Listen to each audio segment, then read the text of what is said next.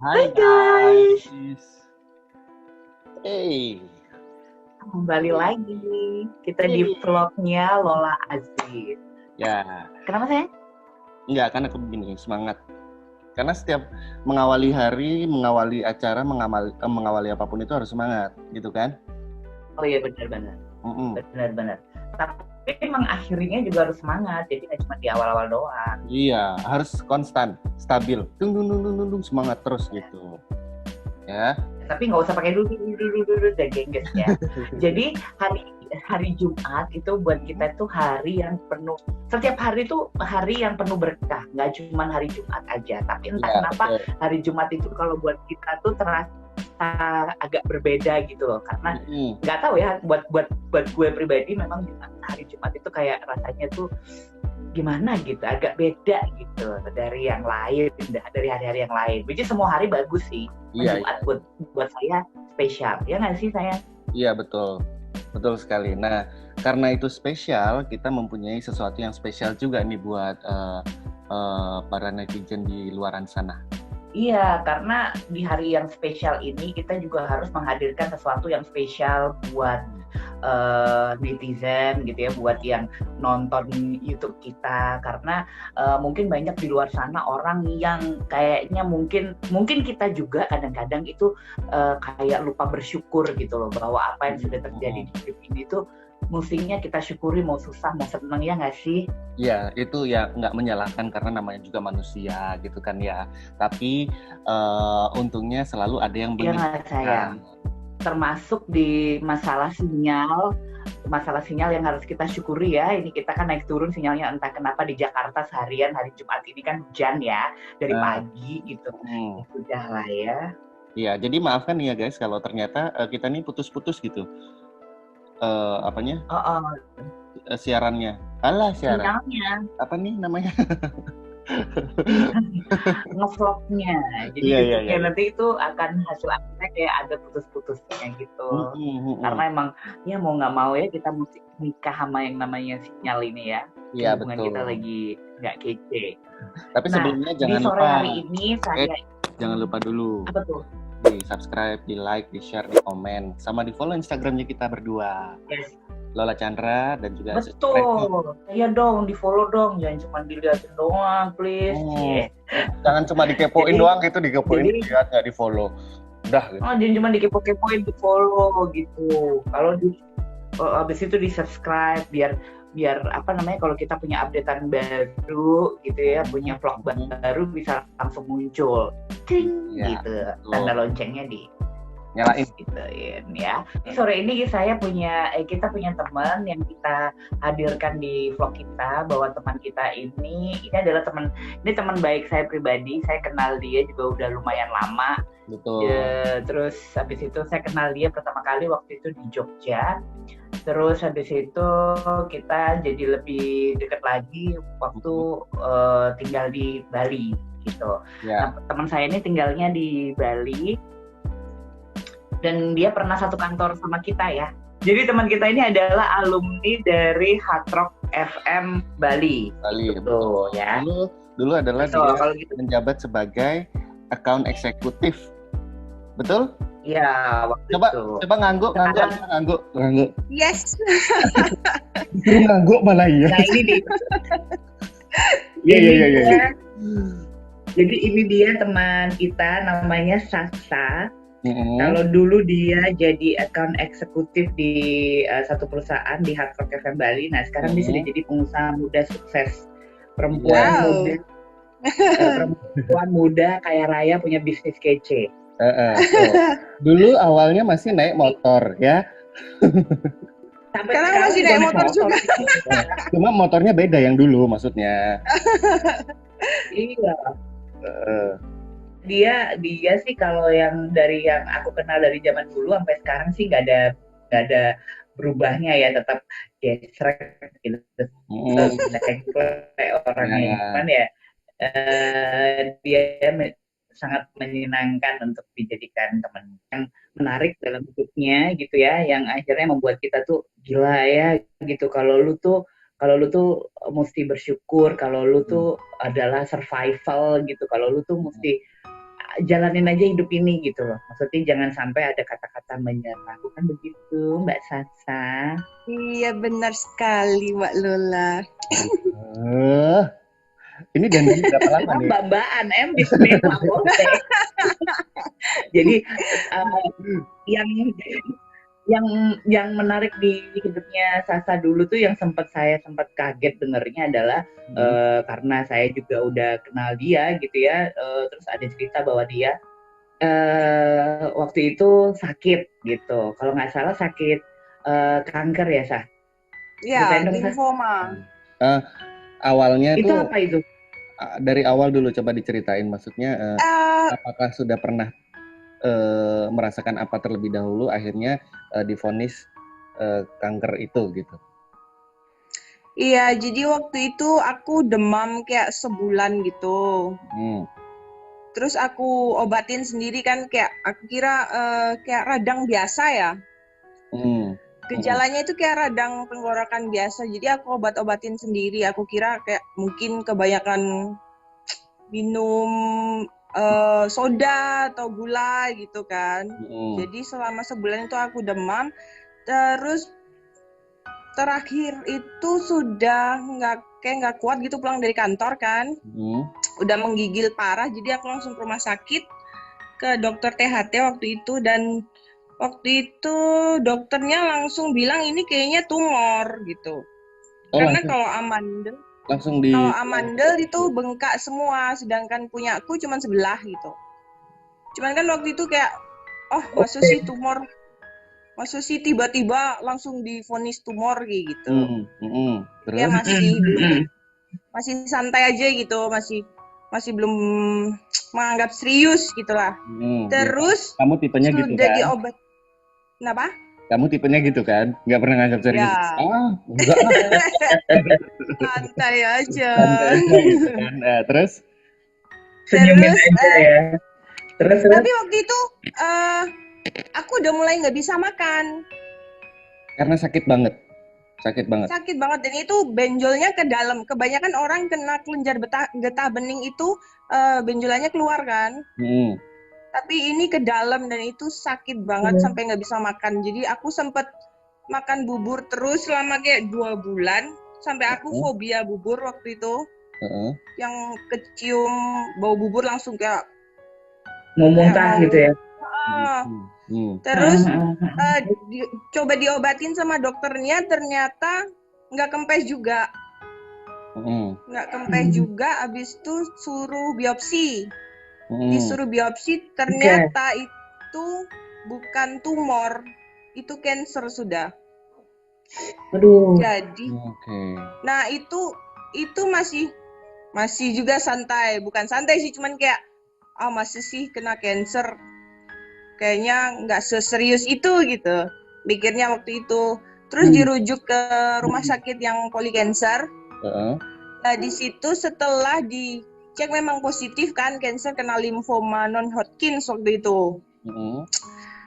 Terus dokternya baru bilang ke aku, nanti siap-siap beli wig ya, karena ini rambutnya bakal rontok, bakal habis gitu. Cuman masih tetap kalem, masih stay cool.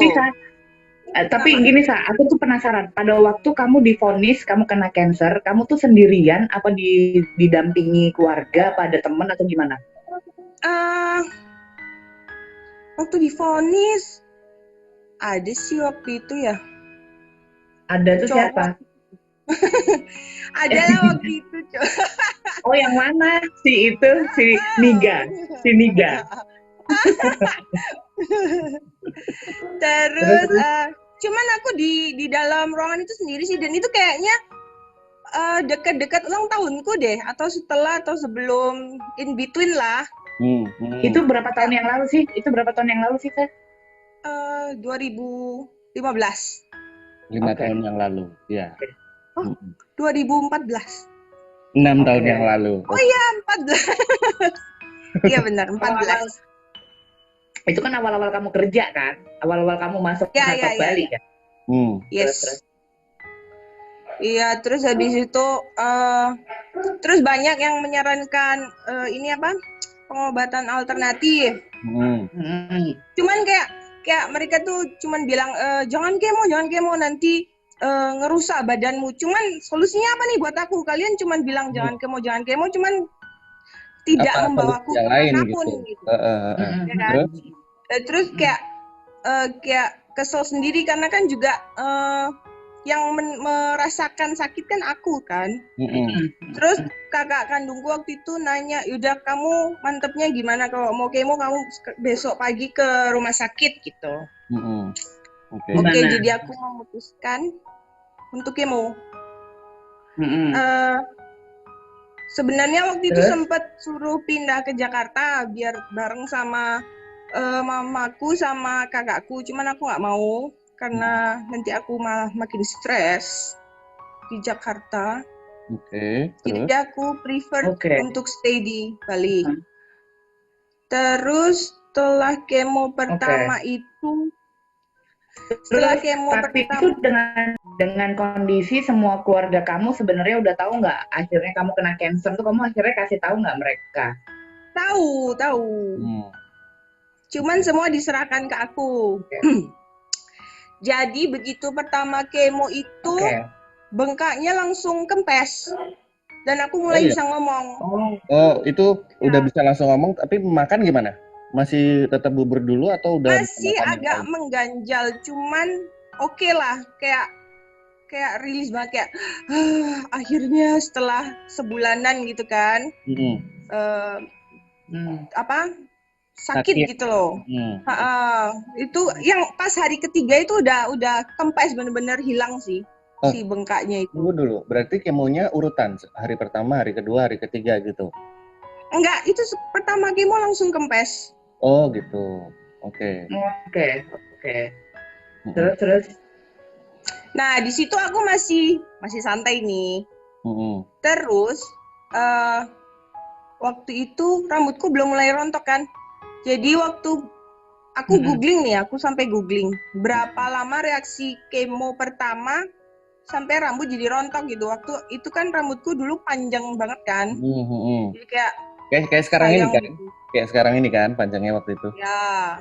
Sudah mencintai. Terus ternyata 2 minggu setelah kemo baru mulai rontok.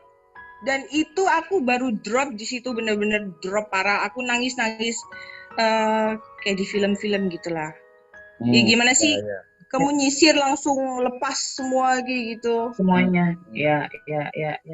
Sampai kulitnya benar-benar yang licin gitu, Mbak. Jadi di situ aku baru nangis banget, kayak berasa, oh ternyata aku nih sakit ya kayak gitu. Cuman aku nggak mau. Kayak 2 kali aku sempat potong rambut gitu, terus karena aku nggak mau stres kan, aku ke kos teman aku, cowok, kamu punya shaver kan, kamu gundulin aja kepalaku deh, biar aku nggak kepikiran rambutku rontok, jadi biarin aja, los gitu. Tapi nggak apa-apa sih, kayak ya fun aja gitu, pas kayak lebih legowo ya, apa ya bahasa Indonesianya tuh, lebih legowo, benar, lebih ikhlas. Ya, lebih ikhlas aja udah. Terus ya waktu itu menjalankan pola hidup sehat, bawa air minum kemana-mana, ngurangin gula gitu.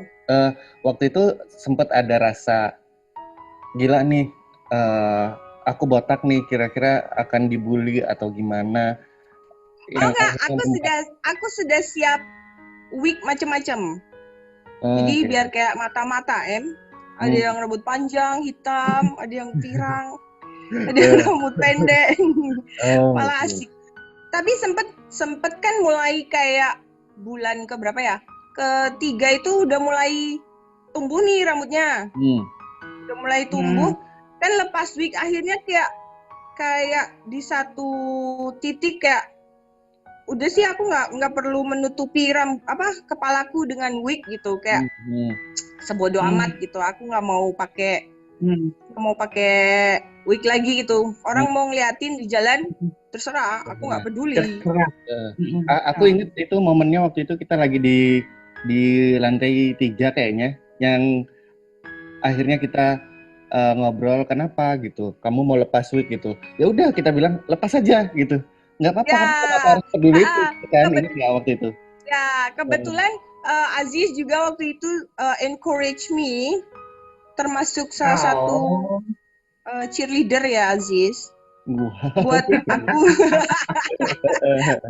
pom-pom boys ya.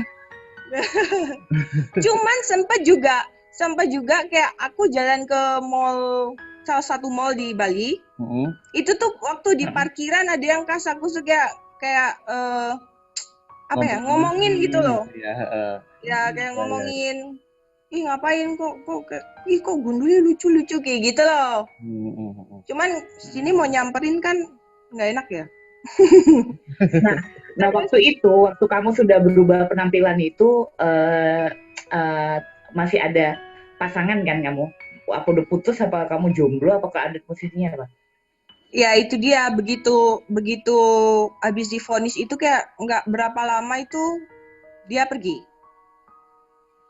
Dia kurang ajar tuh emang. Kampret emang. Kurang ajar. Ya udah baguslah dia pergi, memang dia memang bukan jodohmu. Jadi kebuka gitu kan. Oke, berarti langsung aja dia pergi. Berarti kamu menjalani semua runutan itu sendiri, berarti support sistemnya hanya keluarga waktu itu ya? Iya, mamaku sama kakakku sempat ke sini waktu kemo pertama.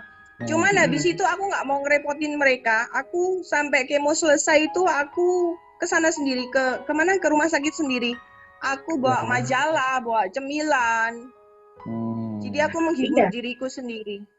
Iya, tapi memang kalau misalnya netizen nanya gitu, kenapa sih kok mungkin ada yang merasakan atau mungkin ada yang punya hal yang sama dengan Sasa gitu, tapi cara eksekusinya beda. Mungkin Sasa tuh memang kalau kita kenal yang orang yang hidupnya itu memang santai, sesantai itu gitu. Jadi dia nggak terlalu mikirin yang, wah ini pasti berat buat gue, ini pasti bikin gue stres kayak gitu. Kalau dia tuh kayaknya santai gitu. Dibikin santai gitu. Iya. Sebenarnya nggak ada faedahnya juga sih memperlihatkan kesedihan kita atau kerapuhan kita sama orang lain, ya nggak sih?